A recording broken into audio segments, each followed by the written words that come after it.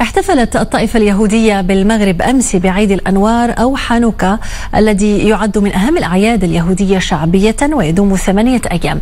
وقد أصرت الطائفة اليهودية بالمغرب على إحياء الطقوس الخاصة بهذا العيد في بلدها المغرب أرض التعايش والتسامح والسلم. من الدار البيضاء إبراهيم أفاق ومحمد أمين عروي.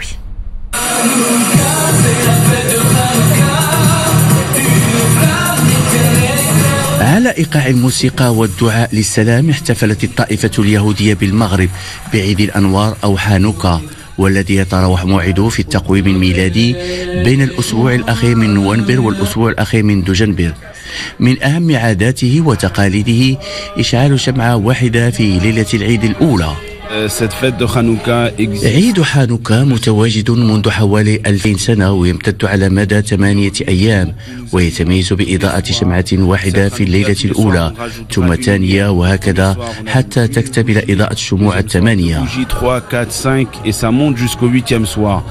ومن الطقوس الاحتفالية بهذا العيد الذي يعد من أهم الأعياد اليهودية شعبية تناول الأطعمة التقليدية المقلية وصنع حلويات، فرصة لصلة الرحم وتجديد العلاقات الاجتماعية والهروب من ضغوط الحياة اليومية. 8 أيام وحنا تنشعلوا في الشمع، تناكلوا الشفنج، تناكلوا هذاك الشيء اللي مقلي في الزيت، حكاش الحانوكا تنشعلوها بالزيت ديال العود احسن. احنا اليهود ساكنين هنا في المغرب من هنا هاجي مده السنه، وتنديروا لي تراديسيون ديالنا، تنديروا كل شيء اللي خاصنا نديروا واخا في المغرب تنديروا كل شيء. Aujourd'hui au Maroc on a décidé de la fêter.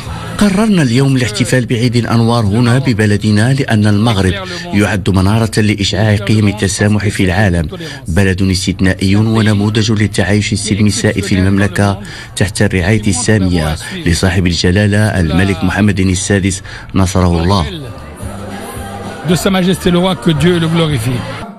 إحياء الطائفة اليهودية بالمغرب هذه الطقوس الخاصة بعيد الأنوار يبرهن مرة أخرى أن المملكة أرض للسلام والتسامح والتعايش السلمي بين مختلف الديانات السماوية والثقافات المكونة للنسيج الاجتماعي المغربي منذ القدم.